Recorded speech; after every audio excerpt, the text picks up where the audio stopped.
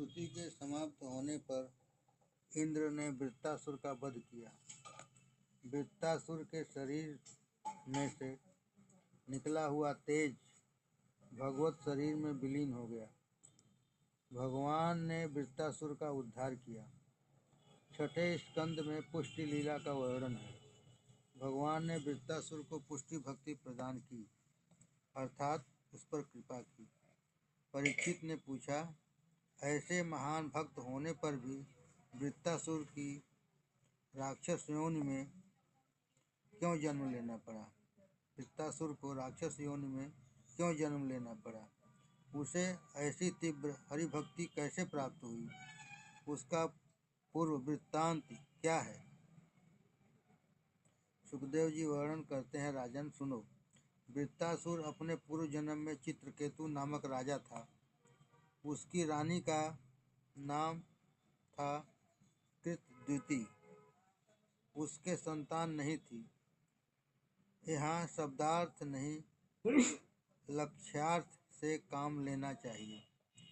जो चित्र विचित्र कल्पनाएं किया करता है वही चित्रकेतु है।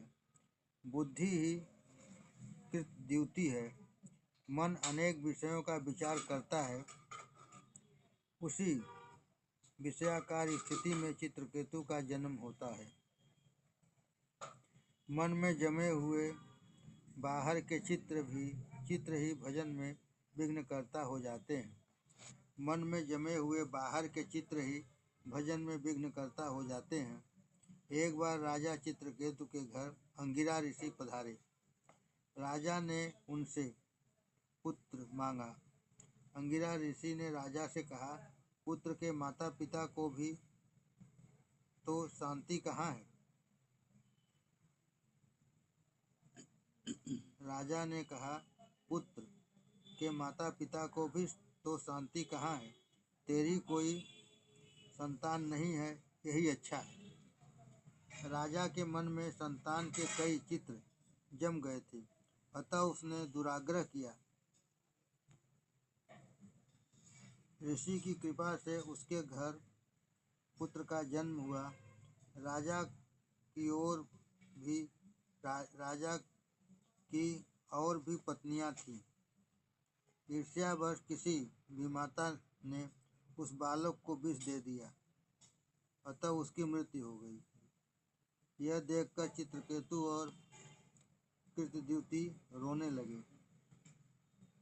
ऐसे शोक के समय वहाँ अंगिरा ऋषि के साथ नारद जी आए। पुत्र की मृत्यु पर राजा रानी को विलाप करते देखकर नारद जी ने उन्हें उपदेश दिया कि अब पुत्र के लिए रोना व्यर्थ है। अब तुम अपने लिए आंसू बहाओ।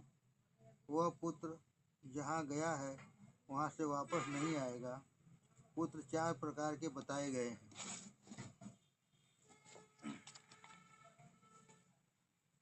शत्रुपुत्र।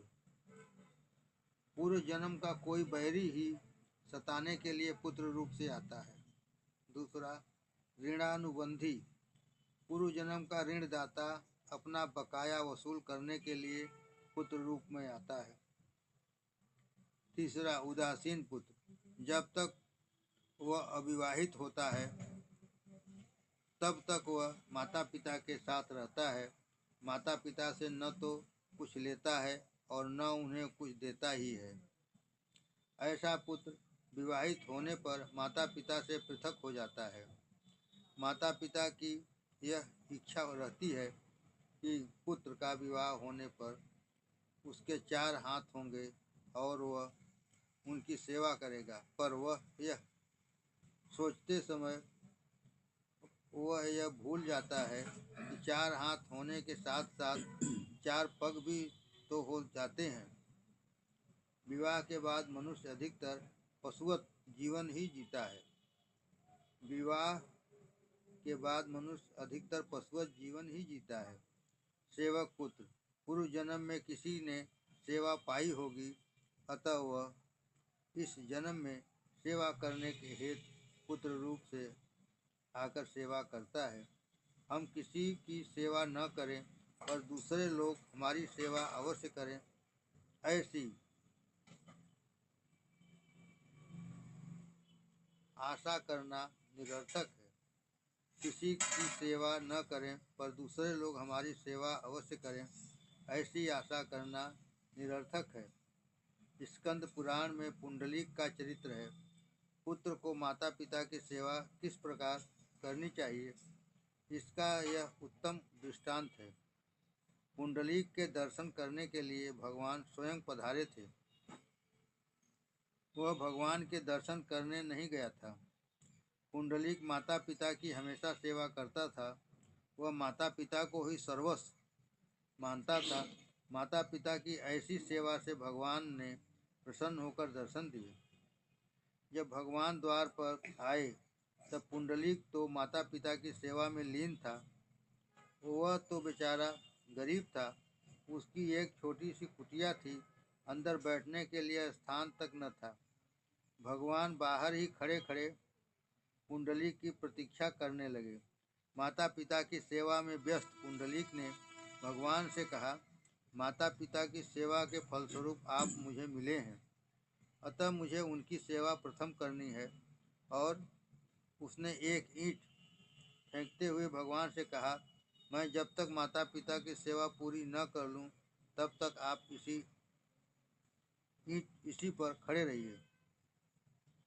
भगवान साक्षात प्रकट हुए, फिर भी पुंडलीक ने माता पिता की सेवा का कार्य अधूरा न छोड़ा। भगवान ईंट पर खड़े रहे। ईंट से बीट बना और उनका नाम पड़ गया बिठोआ। खड़े खड़े भगवान जब थक गए तो उन्होंने एक हाथ अपनी कटी पर रख लिया। आज भी पंढरपुर में वे वैसी ही मुद्रा में खड़े हुए हैं। पुंडलीक ने उन्हें जिस तरह खड़े रहने को कहा था वैसे ही वो आज भी खड़े हुए हैं।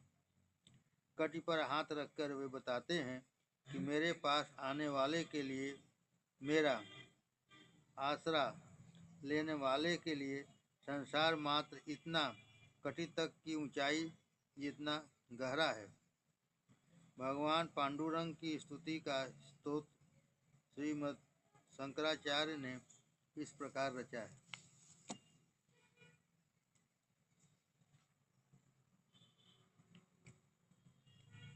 भवाब्धे प्रमाणम इदं माम कानाम नितंबम कराभ्याम धृतो हेन यत्नात् समागत्य तिष्ठन्त आनंद कंदम परब्रह्मलिंगम भजे पांडुरंगम। भवाब्धे प्रमाणम इदम, किंतु किसके लिए? जो भगवान का बन जाए उसके लिए। नारद जी राजा चित्रकेतु से कहते हैं, राजन तुम्हारा शत्रु ही पुत्र बनकर जन्मा था। अच्छा हुआ कि वो मर गया। तुम्हें तो आनंद मनाना चाहिए। घर धन पत्नी विविध ऐश्वर्य शब्दादि विषय, राज्य समृद्धि, सेवक मित्रजन रिश्तेदार आदि सभी शोक मोह भय और दुख के दाता हैं। ये सभी नाशवान हैं।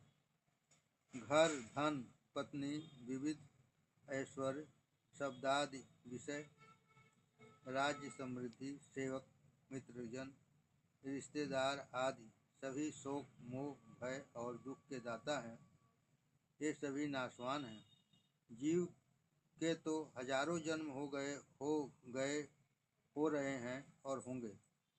जीव के तो हजारों जन्म हो रहे हैं और होंगे। इसमें कौन किसका सगा और कौन किसका संबंधी है। जिस प्रकार जल प्रवाह में बालू के कण कभी इकट्ठे होते हैं और कभी बिखर जाते हैं, उसी प्रकार समय के प्रवाह में संसार के प्राणी इकट्ठे होते हैं और बिछुड़ जाते हैं। जब उस मृत राजकुमार की जीवात्मा को लाया गया तो वह किसी को भी पहचानता नहीं था। उसने कहा, मेरे तो हजारों जन्म हो गए हैं। मैं उनमें से कौन कौन से जन्म के माता पिता को याद रखूं और ऐसा कहकर वह जीवात्मा चली गई। नारद जी ने कहा, राजन, तुम किसके लिए रो रहे हो? वह तो तुम्हारी ओर दृष्टि भी फेरने को तैयार नहीं है, फिर भी तुम शोक कर रहे हो। नारद जी ने चित्रकेतु को दिव्य ज्ञान दिया और तत्वोपदेश दिया तथा संकर्षण मंत्र का भी उपदेश दिया। इसके पश्चात चित्रकेतु राजा ने तपश्चर्या की और भगवान के नाम का जप किया। अतः उसे भगवान के दर्शन हुए, उसके सारे पापों का क्षय हो गया, वह महाज्ञानी और महासिद्ध हो गया और भगवान ने उसे पार्षद बना लिया। एक दिन चित्रकेतु आकाश में विहार कर रहा था। वह घूमता फिरता कैलाश धाम आया। वहाँ उसने देखा कि पार्वती जी शिव जी की गोद में बैठी हुई हैं। यह देखकर उसके मन में उभाव जागा। विषय वासना में से चित्रकेतु का जन्म होता है। विषय वासना में से चित्रकेतु का जन्म होता है। प्रत्येक स्त्री पुरुष को नर नारायण के रूप में देखने पर वासना उत्पन्न नहीं होगी। चित्रकेतु ने सांसारिक भाव से शिव पार्वती को देखा। इस चरित्र से स्पष्ट होता है कि बिना ज्ञान की भक्ति व्यर्थ है। मात्र सगुण के साक्षात्कार से मन शुद्ध नहीं होता। मात्र सगुण के साक्षात्कार से मन शुद्ध नहीं होता। साक्षात्कार से मन की चंचलता नष्ट नहीं हो पाती। सगुण और निर्गुण भक्ति के होने पर ही जीव शिव बन सकता है। चित्रकेतु शिव पार्वती को लौकिक दृष्टिवश काम भाव से देखने लगा। शिव पार्वती के इस प्रकार बैठने का एक कारण था। एक बार कामदेव ने फिर शिव से युद्ध करना चाहा। शिव जी ने कहा कि मैंने एक बार तो तुम्हें जला दिया है। तो कामदेव ने कहा कि समाधि में बैठकर जलाना कोई बड़ी बात नहीं है। समाधि की अवस्था में तो कोई भी जीव मुझे जला सकता है। मेरे मन में एक छोटी सी आकांक्षा अभी शेष है। आप पार्वती जी को आलिंगनबद्ध कीजिए, मैं उसी समय अपना बाण चलाऊं। यदि आप उस समय भी निर्विकार रह गए तो मैं मान जाऊंगा कि आप महादेव हैं। शिव जी तैयार हो गए। पार्वती को आलिंगन बद्ध करके वे अर्धनारीश्वर नटेश्वर बन गए। काम ने उन्हें विचलित करने की पूरी कोशिश की, किंतु उसे सफलता न मिली। शंकर निर्विकार ही रहे। कामदेव ने अपनी पराजय स्वीकार कर ली और शिव जी की शरण में आ गया। चित्रकेतु इन सारी बातों से अनजान था। अतः वह शिव जी की निंदा करते हुए बोला, भारी सभा में ये अपनी पत्नी को आलिंगन में लेकर गोद में बिठाकर बैठे हैं। इन्हें कोई लाज भी नहीं आती क्या? शिव पार्वती तो निर्विकारी थे, किंतु उन्हें देखने वाले की आंखों में विकार था। किसी को लौकिक भाव से देखोगे तो मन में विकार उत्पन्न होगा और विकृत चित्र मन में उभरेंगे। इस प्रकार लौकिक भाव से देखने के कारण चित्रकेतु का पतन हुआ। उसकी निंदा से शिव जी को तो कुछ बुरा न लगा। जिसके सिर पर ज्ञान गंगा हो, उसे निंदा रस प्रभावित नहीं कर सकता, किंतु पार्वती के लिए यह बात असह्य थी। उन्होंने चित्रकेतु को शाप दिया, उद्दत, तेरा अब असुर योनि में जन्म होगा। चित्रकेतु पार्वती माता से क्षमा याचना करने लगा तो देवी ने कहा, दूसरे जन्म में तुझे अनन्य भक्ति प्राप्त होगी और तेरा उद्धार होगा। पार्वती के शाप के कारण चित्रकेतु का वृत्तासुर के रूप में जन्म हुआ। मन चित्रकेतु यदि शुभ कल्पना करे कि जिस प्रकार चित्रकेतु ने वृत्तासुर रूप में की थी, तो अंत में सुखी हो सकता है और दुष्ट कल्पना करने पर दुखी होता है।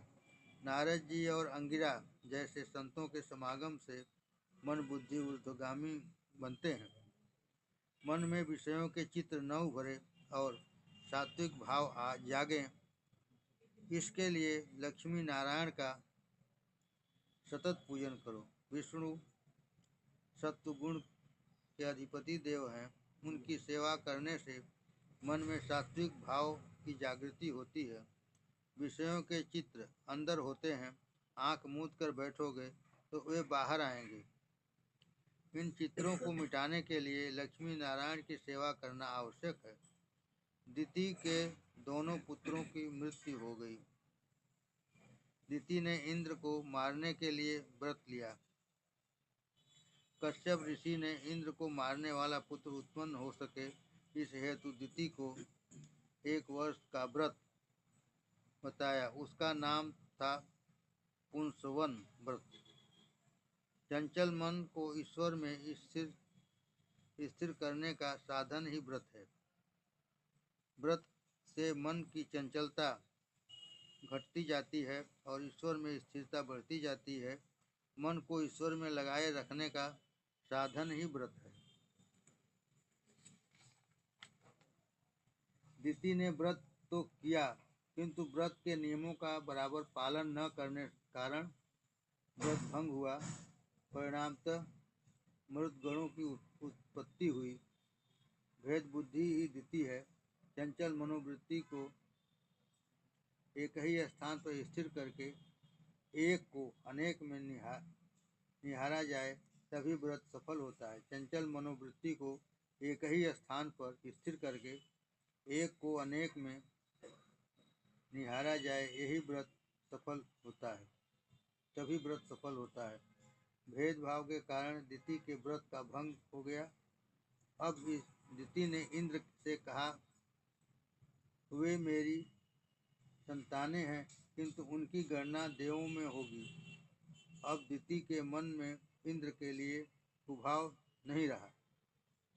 इन मरुदगणों की उत्पत्ति का वर्णन करके स्कंद की कथा समाप्त की गई। श्री कृष्ण गोविंद हरे मुरारे, हे नाथ नारायण बांसुदेव। सप्तम स्कंद। श्री राम श्री राम श्री राम। छठे स्कंद में पुष्टि अनुग्रह की कथा कही गई थी। भगवत अनुग्रह के पश्चात विकार वासना को नष्ट करके अनुग्रह का यदि सदुपयोग किया जाए तभी वह पुष्ट हो पाता है। सेवा स्मरण में तन्मय बनकर ही जीव पुष्ट हो सकता है। ठाकुर जी कई जीवों पर अनुग्रह करते हैं, किंतु उस अनुग्रह के सदुपयोग करने की रीत जीव जानता ही नहीं है। परिणामतः जीव पुष्ट तो बन नहीं पाता, अपितु दुष्ट बन जाता है।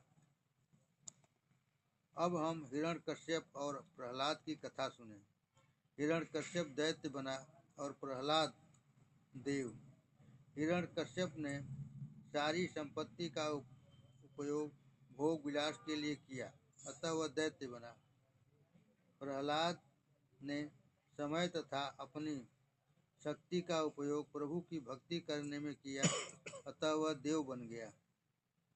7वें स्कंद में वासना के 3 प्रकार बताए गए हैं: असद्वासना, सद्वासना, मिश्र वासना। इस 7वें स्कंद के आरंभ में परीक्षित राजा ने एक महत्वपूर्ण प्रश्न पूछा है। आप कहते हैं कि ईश्वर सर्वत्र है और वह समभाव से व्यवहार करता है। यदि ऐसी ही बात है तो जगत में यह विषमता क्यों दृष्टिगोचर हो रही है? चूहे में भी ईश्वर है, बिल्ली में भी, तो फिर बिल्ली चूहे को क्यों मारकर खाती है? भगवान यदि सम है तो जगत में वे विषमता क्यों उत्पन्न करते हैं? यदि वे समभावी हैं तो फिर बार बार देवों का पक्ष लेकर वे दैत्यों को क्यों मारते हैं? यदि वे ईश्वर हैं तो फिर विषमता वे क्यों करते हैं? भगवान की दृष्टि में यदि सभी प्राणी समान हैं तो उन्होंने इंद्र के लिए वृत्तासुर का वध क्यों किया?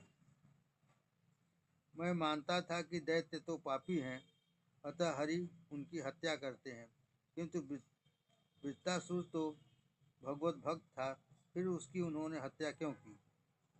सुखदेव जी कहते हैं, राजन, क्रिया में भले ही कदाचित विषमता हो भी जाए, किंतु भाव में तो नहीं होनी चाहिए। समता अद्वैत भाव में ही होती है। क्रिया में यह संभाव्य नहीं है। क्रिया से तो विषमता ही रहेगी, अतः भाव में समता रखनी चाहिए। घर में माता, पत्नी, संतान आदि होते हैं। पुरुष इन सभी के प्रति प्रेम तो एक समान ही रखता है, किंतु सभी के साथ एक समान बर्ताव नहीं कर सकता। वह माता को तो बंधन कर सकेगा, पर पुत्री को नहीं। प्रेम आत्मा के साथ होता है, देह के साथ नहीं। भावना के क्षेत्र में तो अद्वैत भाव होना ही चाहिए। भावना के क्षेत्र में तो अद्वैत भाव होना ही चाहिए। समदर्शी बनना है, समव्यवहारी नहीं। समदर्शी बनना है, समव्यवहारी नहीं। समव्यवहारी होना तो संभव नहीं है।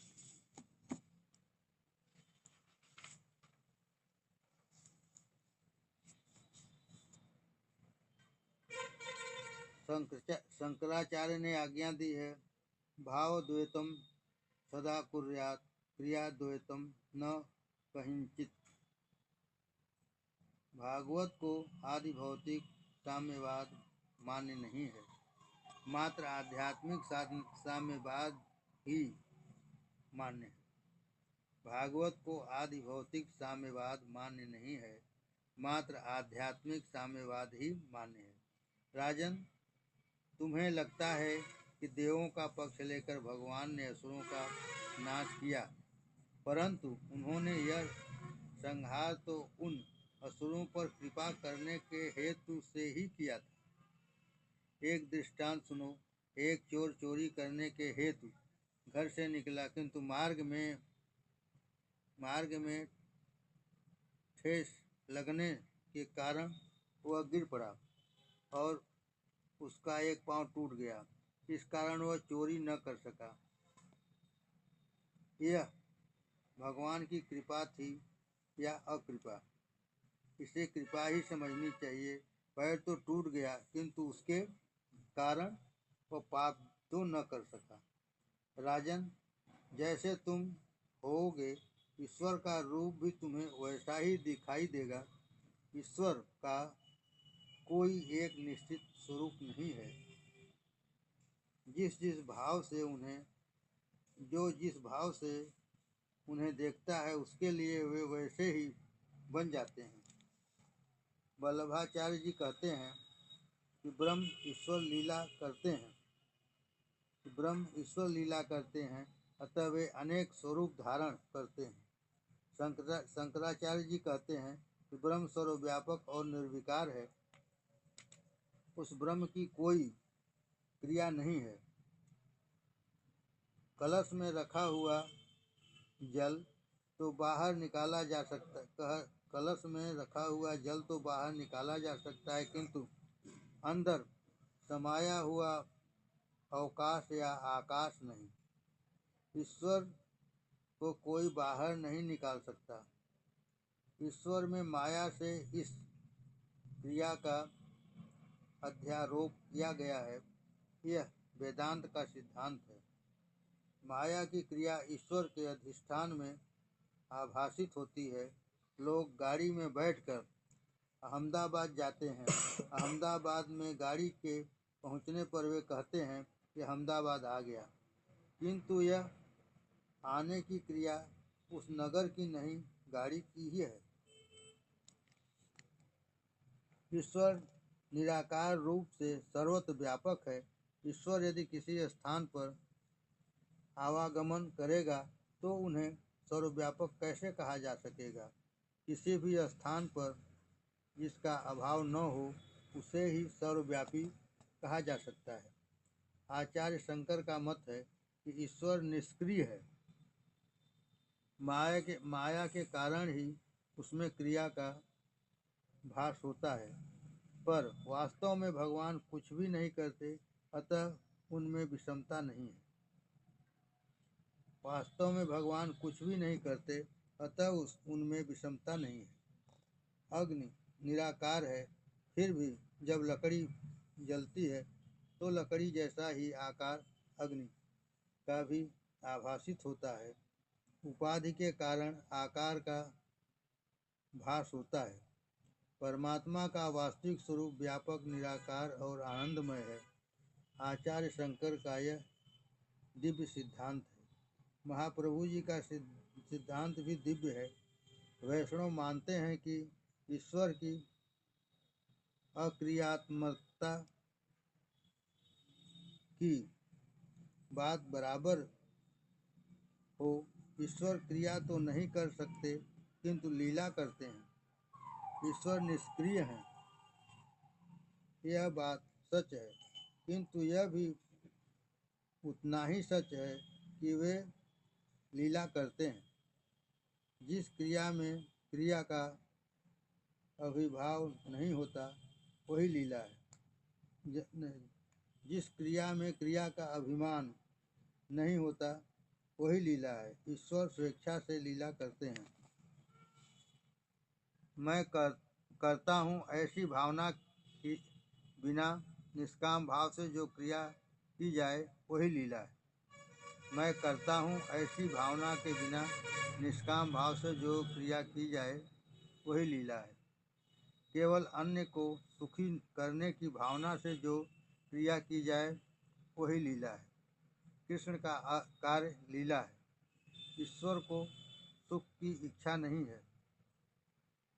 कन्हैया चोरी तो करता है, किंतु औरों की भलाई के लिए ही। क्रिया बंधन कारक है, लीला मुक्तिदायक। जीव जो कुछ करता है वह क्रिया ही है, क्योंकि उसको हर क्रिया के पीछे स्वार्थ, वासना और अभिमान होते हैं। दोनों सिद्धांत सत्य है। ईश्वर निराकार निर्विकल्प है और माया क्रिया करती है। यह सिद्धांत भी दिव्य है। ईश्वर कुछ भी नहीं करते, किंतु उसमें क्रिया का अध्यारोप किया जाता है। माया के कारण ईश्वर के व्यवहार में विषमता का भास होता है।